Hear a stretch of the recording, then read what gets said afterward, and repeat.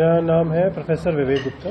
मैं फोर्टिस मोहाली से। जी तुसीं दस्सिया मशीन बारे एक बार दसो कि किहड़ी मशीन और किस तरह के जिहड़ा तुसीं स्ट्रोक बारे दस्सिया है, प्लीज क्लैरिफाई करो। तो आज मैं doctor Vivek Gupta, additional director Fortis hospital neuro intervention Mohali से आया हूँ। तो आज मैं आपके माध्यम से एक नई एडवांस्ड मशीन जो कि बाईप्लेन कैथ लैब है उसको इंट्रोड्यूस करने आया हूँ, जो भी हाल ही में फोर्टिस मोहाली में लगी है। इस मशीन के माध्यम से हम ब्रेन स्ट्रोक का ट्रीटमेंट करते हैं। ब्रेन स्ट्रोक एक ऐसी बीमारी है जिसमें सडनली ब्रेन की ब्लड सप्लाई बंद हो जाती है, रुक जाती है और ब्रेन का हिस्सा डैमेज होना शुरू हो जाता है। और अगर टाइमली फैशन में उस क्लॉट को निकाल दिया जाए या उसको पिघला दिया जाए तो डैमेज रुक जाता है। अगर नहीं निकाला जाए तो डैमेज परमानेंट हो जाता है।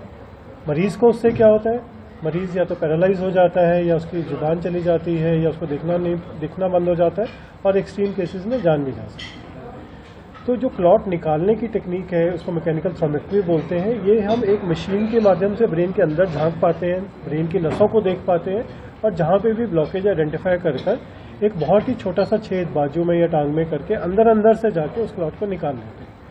उस क्लॉट को निकालने के लिए उस क्लॉट का दिखना बड़ा ज़रूरी है और प्रिसाइसली और हाई रेजोल्यूशन में दिखना ज़रूरी है।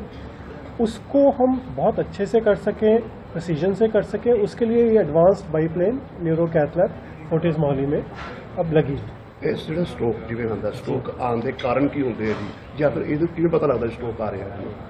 तो दो अलग अलग चीज़ें हैं, कारण क्या है और लक्षण क्या है जी। कारण है उसके शुगर का बढ़ा होना, उसका कंट्रोल नहीं होना, बीपी का बढ़ा हुआ रहना, उसका कंट्रोल नहीं होना, शरीर में चर्बी ज़्यादा होना, कोलेस्ट्रॉल ज़्यादा होना, स्मोकिंग करना और सेडेंटरी लाइफस्टाइल, मतलब बैठ के ही सारा काम करना, कोई वर्जिश नहीं करना, कोई एक्टिविटी नहीं करना, कोई स्पोर्ट्स नहीं खेलना। ये सारे ही फैक्टर्स जहाँ जहाँ हैं, जिसमें है, उसमें स्ट्रोक आने के चांसेस बहुत ज़्यादा बढ़ जाते हैं। अब पता कैसे चले कि किसी को स्ट्रोक आया है? कहीं लिखा हुआ तो आता नहीं कि स्ट्रोक हो रहा है। तो इसके बड़े ही सिंपल से 3-4 पॉइंट है। एक, अगर कोई भी शरीर का हिस्सा चलते चलते एकदम से बंद हो जाए तो वो स्ट्रोक हो सकता है। कैसे? जैसे मैं आपसे बात कर रहा हूँ, लेकिन बात करते करते अगर मेरी शब्द नहीं बन रहे या मेरी ज़बान लड़खड़ाने शुरू हो जाती है तो वो स्ट्रोक हो सकता है। या मैं हाथों से अभी आपसे बात कर रहा हूँ, हाथों से इशारे कर रहा हूँ, ये मेरा हाथ ऐसे नीचे चला जाए और उठे ना, मैं कोशिश करूँ तब भी नहीं उठे, जो कुछ सेकंड पहले तक चल रहा था और सडनली नहीं उठता, तो वो स्ट्रोक का लक्षण है। चलते चलते एक बाजू, एक टांग में जोर नहीं पड़ रहा तो इसे चल ही नहीं पा रहे, वो स्ट्रोक हो सकता है। पर जेड़ा कुछ भी होना है वो कुछ सेकंडा, कुछ मिनटा च होना है। तुसी कहो कि मेरी बाजू कमजोर है या मैंने थकान रहिंदी है 2 हफ्ते तो 4 हफ्ते तो वो स्ट्रोक नहीं है। स्ट्रोक जब भी होएगा वो इन 2 सेकंड, 5 सेकंड, 2 मिनट के अंदर होएगा। जो स्ट्रोक आता है तो सब तो पहला फर्स्ट एड किहड़ी दित्ती जानी चाहिए पेशेंट? जब भी स्ट्रोक आता है भी अनफॉर्चुनेटली कोई फर्स्ट एड नहीं है। कभी कभी स्ट्रोक के नाल दौरे पड़ते ने, स्ट्रोक आता है और दौरे पड़ते ने, तो बहुत लोग दौरे दे लिए कोई चप्पल सुंघा देता है, कोई मुँह च पानी पाता है, कोई चम्मच डाल देता है, वो सब कुछ नहीं करना। अगर लगता है कि कोई शरीर का हिस्सा नहीं चल रहा, जुबान नहीं चल रही, स्ट्रोक लगता अंदेशा है, तो हस्पताल ही जाना है, कोई फर्स्ट एड नहीं है। सर सुनन च आया जिवें देसी इलाज होंदा, जिवें आपां स्ट्रोक जिवें तुसीं कह रहे हो पैरालिसिस है ना, हाँ जी, जिहनूं अधरंग भी कहा जाता। जो अधरंग आंदा तां साडे पुराने कहंदे ने कि जदों फीम दा थोड़ा जिहा ऑपीनियन जिहनूं कहंदे उहनूं दे दो तां शायद उहदे नाल फर्क पैंदा। ये कोई सच्चाई है? एक क्वेश्चन मैं पिछले 15 साल 16 साल तो ये इलाज कर रहा है और एक क्वेश्चन मैं हर बारी कोई ना कोई जरूर पूछता जी। और जितने मरीज मेरे को आंदे ने, अगर 10 मरीज मेरे को आए, 8 मरीज अफीम खा के आंदे जी। तो इसका की मतलब होया कि उन्होंने खाई तां भी उन्होंने फर्क नहीं होया, तां ही वो हस्पताल आए ना। अगर अफीम खा के इलाज होंदा तो ये इतनी बड़ी मशीना, इतनी रिसर्च, इतनी टेक्नोलॉजी क्यों लगा? कुछ परसेंट हम यहाँ से नहीं, 0%। क्यों? लेकिन मरीज तो ठीक होते हैं। आपने भी देखा होगा, सुना होगा कि किसी को अफीम दी और वो ठीक हो गया। वो क्यों ठीक होते हैं? उनको एक मिनी स्ट्रोक होता है, जो जैसे मैं आपको पहले बता रहा था। उसको अगर अफीम नहीं दी जाती तो भी उसने ठीक ही होना था।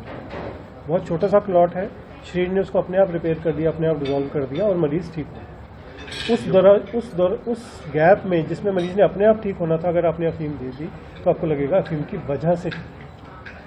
ਜਿਹੜੀ ਤੁਹਾਡੀ ਇਹ ਮਸ਼ੀਨ ਤੁਸੀਂ ਕਹਿ ਰਹੇ ਤੁਹਾਡੀ ਫੋਰਟਿਸ ਹਸਪਤਾਲ ਚ ਆਈ ਹੈ, ਇਹਦੇ ਵਿੱਚ ਜੇ ਬੰਦਾ ਇਲਾਜ ਕਰਾਉਣਾ ਆਉਂਦਾ, ਜਦੋਂ ਉਹਨੂੰ ਸਟ੍ਰੋਕ ਹੁੰਦਾ ਤਾਂ ਕਿੰਨਾ ਕੁ ਖਰਚਾ ਇਸ ਦਾ ਆ ਜਾਂਦਾ? ਕੋਈ ਐਕਸਟਰਾ ਪੈਸੇ ਲੱਗਦੇ ਜਾਂ ਕਿਵੇਂ ਹੁੰਦਾ? ਇਹ ਜਿਹੜਾ ਅੰਦਰੋਂ ਕਲੌਟ ਕੱਢਣ ਵਾਲਾ ਇਲਾਜ ਹੈ ਮਹਿੰਗਾ ਇਲਾਜ। ਇਹਨੇ ਇੱਕ ਸਰਜਰੀ 'ਚ ਜਿਸ 'ਚ ਆਪਾਂ ਕਲੌਟ ਕੱਢਦੇ ਨੇ 5 ਤੋਂ 7 ਲੱਖ ਰੁਪਇਆ ਲੱਗ ਸਕਦਾ। ਇਹਦਾ ਮਸ਼ੀਨ ਦੇ ਨਾਲ ਕੋਈ ਲਿੰਕ ਨਹੀਂ। ਪਹਿਲਾਂ ਵੀ ਸਾਲ ਭਰ ਪਹਿਲਾਂ ਜਦੋਂ ਅਸੀਂ ਮੋਨੋਪਲੇਨ ਸਿੰਗਲ ਪਲੇਨ 'ਚ ਕਰਦੇ ਤਾਂ ਵੀ ਇੰਨਾ ਹੀ ਖਰਚਾ ਸੀ, ਹੁਣ ਬਾਈਪਲੇਨ ਹੈ ਤਾਂ ਵੀ ਉਨਾ ਹੀ ਖਰਚਾ। ਤਾਂ ਮਸ਼ੀਨ ਕਰਕੇ ਖਰਚਾ ਵਧਿਆ ਇਸ ਤਰ੍ਹਾਂ ਨਹੀਂ ਹੈ, ਪਰ ਇਲਾਜ ਪਹਿਲਾਂ ਤੋਂ ਹੀ ਮਹਿੰਗਾ।